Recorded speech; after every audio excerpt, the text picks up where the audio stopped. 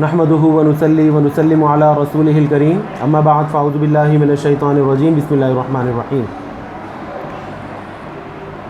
सिलसिला सीरत रसूल अरबी सल्लल्लाहु अलैहि वसल्लम के हवाले से ये 10वीं वीडियो है और इस वीडियो में हम आपको वाक़या मेराज के बारे में थोड़ी तफसील बताएंगे।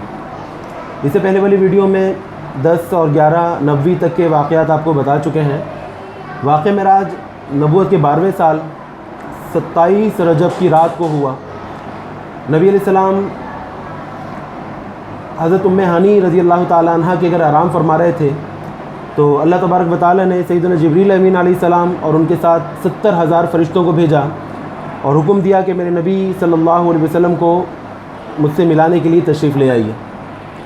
वाक़या मेराज नबी अलैहिस्सलाम की ज़िंदगी का ऐसा एक वाक़या है जो कि नबी अलैहिस्सलाम का सबसे बड़ा मौजज़ा मुतसव्वर किया जाता है। फ़ुक़हा कराम बयान फरमाते हैं कि तमाम अंबिया कराम के फ़ज़ाइल और कमालात एक तरफ रखें और नबी अलैहिस्सलाम के इस वाक़या मेराज की फ़जीलत को एक तरफ रखें तो नबी अलैहिस्सलाम का ये एक वाक़या तमाम अंबिया कराम के तमाम फ़ज़ाइल और कमालात पर भारी है। और क्यों ना हो, अल्लाह तबारक व तआला रब्बुल आलमीन का दीदार करना कोई आसान काम नहीं है। नबी अलैहिस्सलाम ने जिस्मानी अपने जिस्म और रूह के साथ जो है वो सफ़र किया और अल्लाह तबारक व तआला का दीदार किया। अल्लाह तबारक व तआला की सारी कुदरतें, सारी कायनातें, तमाम जहान जो है नबी अलैहिस्सलाम ने मुलाहज़ा फरमाए और वो एक रात के अंदर हुआ। बहरहाल सैयदना जिब्रील अमीन उतरे नबी अलैहिस्सलाम के पास और हाथ बांध के खड़े हो गए। नबी अलैहिस्सलाम आराम फरमा रहे थे, सो रहे थे। सैयदना जिब्रील अमीन अलैहिस्सलाम सोचते रहे कि किस तरह उठाऊँ। अल्लाह ताला ने हुक्म दिया कि मेरे नबी के कदमों को चूमो। तो सैयदना जिब्रील अमीन अलैहिस्सलाम के होंठ जो है वो काफूर से बने हुए हैं। तो उन्होंने नबी अलैहिस्सलाम के कदमों को जब बोसा दिया तो नबी अलैहिस्सलाम की आँख खुल गई और सैयदना जिब्रील अमीन ने अर्ज़ किया कि या रसूलुल्लाह सल्लल्लाहु अलैहि वसल्लम, अल्लाह ताला आपकी दीदार का मुश्ताक़ है, अल्लाह ताला आपको बुला रहा है। चुनांचे नबी अलैहिस्सलाम सारे फ़रिश्तों के साथ जो है वो वहाँ से निकले और सबसे पहले खाने काबा में तशरीफ़ ले गए और सवारी के लिए नबी अलैहिस्सलाम के पास एक जानवर लाया गया जिसका नाम था बुराक़। जन्नत का ये जानवर है और इस जानवर की ये फ़जीलत है, ये खुसूसियत है कि नबी अलैहिस्सलाम से पहले कभी किसी भी इंसान ने इस जानवर पर सवारी नहीं की। तो उस बुराक़ को अरबी में दरअसल अरबी में बर्क़ कहते हैं, बिजली को। और उस जानवर को बुराक़ इसलिए कहा जाता है क्योंकि उसकी रफ़्तार इतनी तेज़ है कि बिजली से भी ज़्यादा जो है वो सुरत और रफ़्तार वाला है। जहाँ पर उसका जो है पहली नज़र पड़ती वहाँ उसका पहला कदम पड़ता, बहुत तेज़ी से वो सफ़र करता।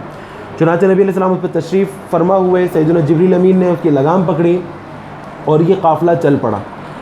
सबसे पहले खाने काबा में तशरीफ़ ले गए, वहाँ जाकर तवाफ़ वग़ैरह किया। उसके बाद वहाँ से सीधा फ़लस्तीन जहाँ पे बैतुल मक़दस है वहाँ तशरीफ़ ले गए और वहाँ जाकर तमाम अंबिया कराम कमोबेश 1,24,000 अंबिया कराम सैयदना आदम अलैहिस्सलाम से लेकर सैयदना ईसा अलैहिस्सलाम तक जो भी नबी अलैहिस्सलाम जो अल्लाह तबारक व तआला ने मबूस फरमाए वो तमाम वहाँ मौजूद थे और सफ़े बनाकर खड़े हुए थे। नबी अलैहिस्सलाम आगे बढ़े और इमाम की जगह पर तशरीफ़ ले आए और वहाँ तशरीफ़ लाने के बाद हज़रत सैयदना इब्राहीम अलैहिस्सलाम ने इक़ामत कही और नबी अलैहिस्सलाम ने 2 रकात नमाज नफिल पढ़ाई। तमाम अंबिया ने नबी अलैहिस्सलाम के पीछे नमाज अदा फरमाई और इसी वजह से नबी अलैहिस्सलाम को इमामुल अंबिया भी कहा जाता है। सैयदी आला हज़रत इस मौके को बड़े शानदार अल्फाज में अशार में बयान फरमाते हैं। वाक़या क़सीदा मेराज कहलाता है, बड़ा मशहूर है। आप इसकी नात भी सुन सकते हैं, नेट पर सर्च करके इसको पढ़ भी सकते हैं। तो बड़े अच्छे अल्फाज में वाक़या मेराज को ज़िक्र किया है। तो पहला इसका शेर है वो सरवरे किश्वरे रिसालत जो अर्श पर जलवागर हुए थे, नए निराले तरब के सामा अरब के मेहमान के लिए थे। तो इसी गज़ल में, इसी नज़म में आगे जाके एक शेर बयान फरमाते हैं, कहते हैं कि नमाज अक़सा में था यही सिर कि आया हो मानाए अव्वल व आखिर कि दस्त बस्ता थे पीछे हाजिर जो सल्तनत आगे कर गए थे। यानी जो नमाज असरा हुई, जो खाने बैतुल मुक़द्दस में नबी अलैहिस्सलाम ने नमाज़ पढ़ाई तो वहाँ तमाम अंबिया कराम पीछे मौजूद थे। तो नबी अलैहिस्सलाम के जो 99 नाम कुरान मजीद के पीछे लिखे होते हैं उसमें से एक नाम अव्वल और एक आखिर है, यानी नबी अलैहिस्सलाम अव्वल हैं और आखिर हैं। तो फरमाते हैं कि इस नमाज के अंदर ये माना बखूबी नज़र आ जाते हैं कि नबी अलैहिस्सलाम तख्लीक में सबसे पहले हैं। सबसे पहले अल्लाह तबारक व तआला ने नबी अलैहिस्सलाम को पैदा फरमाया। हदीसों से साबित है, नबी अलैहिस्सलाम ने फरमाया कि अव्वल मा खलक़ल्लाहु नूरी व कुल्लु शैइन मिन नूरी, कि अल्लाह ताला ने सबसे पहले मेरे नूर को पैदा फरमाया और उसके बाद सारी चीज़ों को मेरे नूर से पैदा फरमाया। और आखिर का मतलब है सबसे आखिर में तशरीफ़ लाने वाले। बैसत में नबी अलैहिस्सलाम जो है वो सबसे आखिरी हैं और पैदाइश में नबी अलैहिस्सलाम सबसे पहले हैं।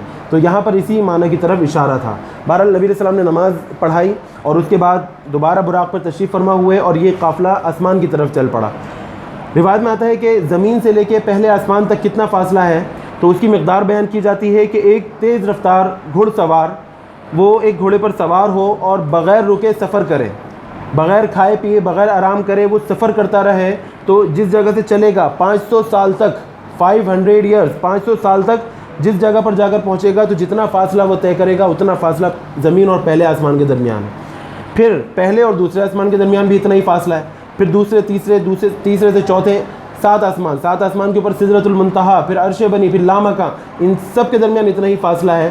تو براق کی رفتار کا کیا عالم ہوگا، سیدنا جبریل امین علیہ السلام کی رفتار کا کیا عالم ہوگا کہ لمحوں میں جو ہے وہ یہ فاصلہ طے ہو گیا۔ نبی علیہ السلام پہلے آسمان پہ تشریف لے کے گئے، وہاں پر فرشتے اور جو خدام تھے وہ ہاتھ باندھے کھڑے ہوئے تھے، نبی علیہ السلام کا استقبال کیا گیا۔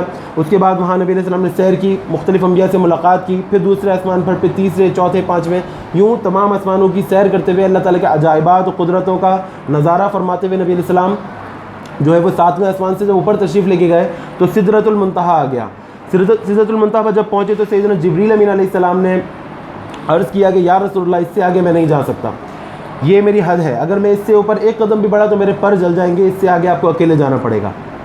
چنانچہ نبی علیہ السلام جو ہے وہاں سے اکیلے آگے بڑھے اور اس کے بعد لامکاں، پھر عرش بنی، اللہ تعالیٰ کا وہاں پہ دیدار کیا، اور اس موقع پہ اللہ تبارک و تعالیٰ نے قرآن مجید میں سورہ نجم میں ارشاد فرمایا کہ فَكَانَ قَابَ قَوْسَيْنِ أَوْ أَدْنَىٰ فَأَوْحَىٰ إِلَىٰ عَبْدِهِ مَا أَوْحَىٰ، کہ اللہ تعالیٰ اور نبی علیہ السلام اس طرح تھے، اتنا فاصلہ تھا دونوں کے درمیان گویا کہ ایک کمان یا 2 کمان کا، فَكَانَ قَابَ قَوْسَيْنِ أَوْ أَدْنَىٰ، 2 کمان یا اس سے بھی کم فاصلہ ان کے درمیان رہ گیا تھا۔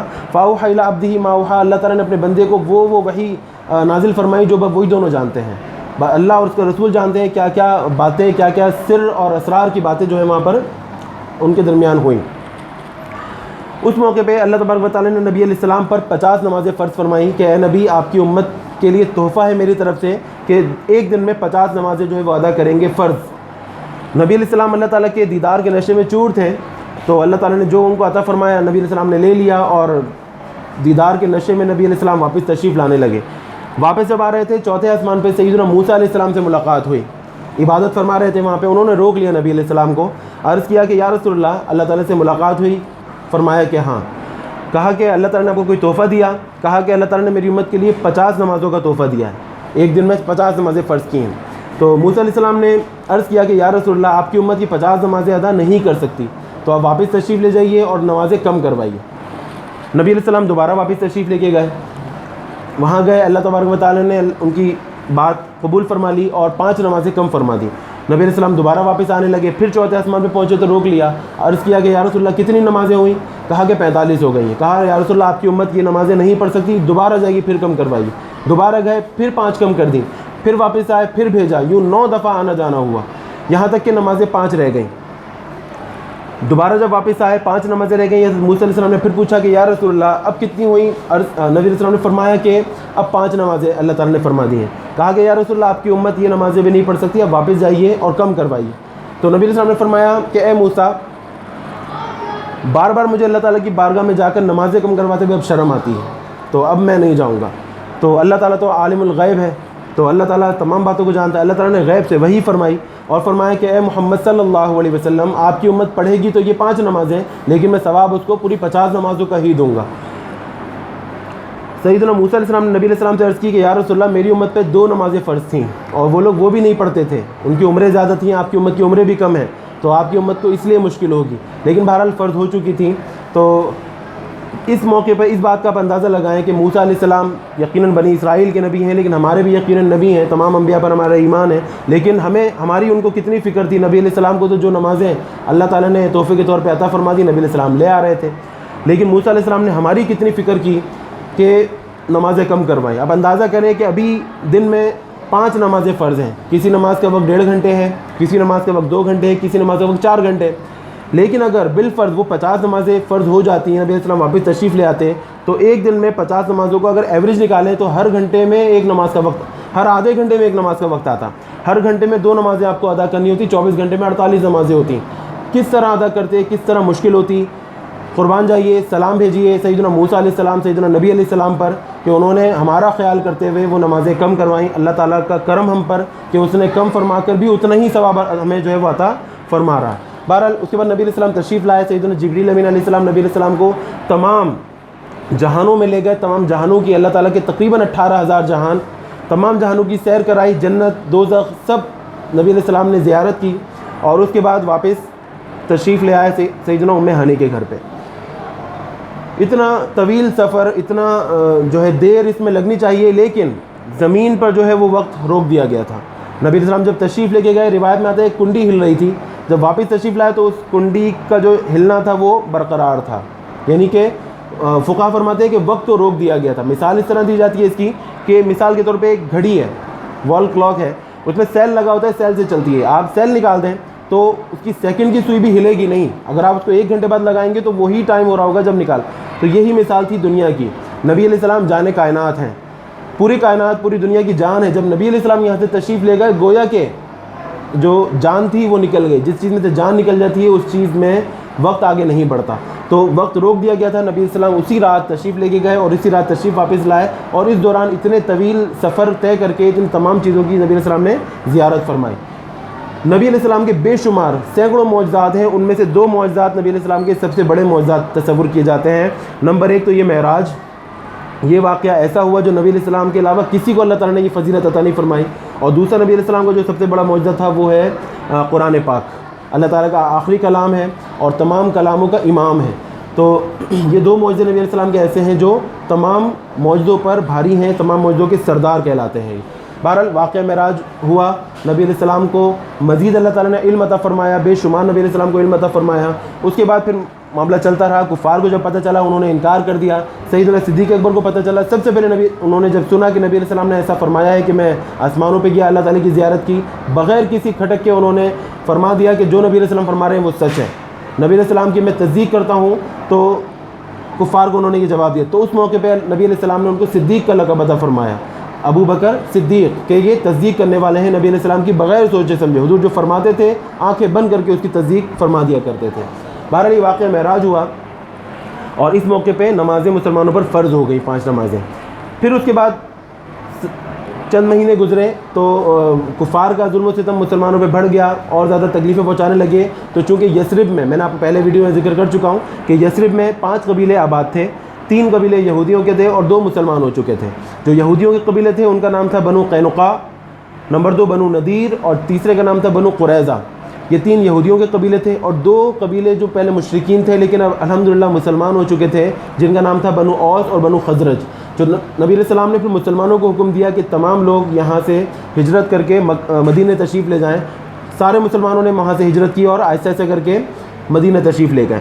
روایت میں آتا ہے کہ اس وقت جب ہجرت لازم ہو گئی تو اس وقت ہجرت سے بڑا کوئی عمل نہیں تھا، کوئی بھی نیک کام ہجرت سے زیادہ ثواب والا نہیں تھا، اور بڑے ثواب کا کام تھا ہجرت کرنا۔ تقریباً تمام مسلمانوں نے مکہ سے مدینہ ہجرت کر لی، اور ایک بہت بڑا کام ہوتا ہے، اپنے گھر بار عزیز رشتہ دار سب لوگوں کو چھوڑ کر اپنے بیوی بچوں کو اور جو سامان آپ لے جا سکتے ہیں وہ لیں، اور آپ کسی غیر شہر میں جو ہے وہ آپ چلے جائیں۔ تو ایک بہت مشکل کام ہے، اللہ تعالیٰ ہی توفیق دینے والا ہے، لیکن مسلمانوں نے اس کام کو کیا، اور یہی وجہ تھی کہ جو مہاجر مسلمان تھے ان کا بڑا مرتبہ تھا۔ قرآن مجید میں جگہ جگہ اللہ تعالیٰ نے مہاجرین کی جو ہے فضیلت بیان فرمائی ہے۔ نبی علیہ السلام کو اجازت نہیں ملی تھی اس وقت تک ہجرت کی، یہاں تک کہ نبوت کا 13واں سال شروع ہو گیا، اور کفار نے جب دیکھا کہ نبی علیہ السلام کے سارے جو ہے ماننے والے جاننے والے مسلمان مدینے کی طرف چلے گئے ہیں، تو ان کو خطرہ لاحق ہوا کہ نبی علیہ السلام بھی کہیں چلے نہ جائیں اور وہاں جا کر ہمارے خلاف فوج تیار کر لیں۔ چنانچہ نبی علیہ السلام کو روکنے کے لیے، ان کو قتل کرنے کے لیے انہوں نے سازش کرنی شروع کر دی۔ اور انشاءاللہ اس حوالے سے واقع ہجرت جو ہے وہ آپ کو انشاءاللہ اگلی ویڈیو میں بتائیں گے۔ دعا میں یاد رکھیے گا۔ السلام علیکم ورحمۃ اللہ وبرکاتہ۔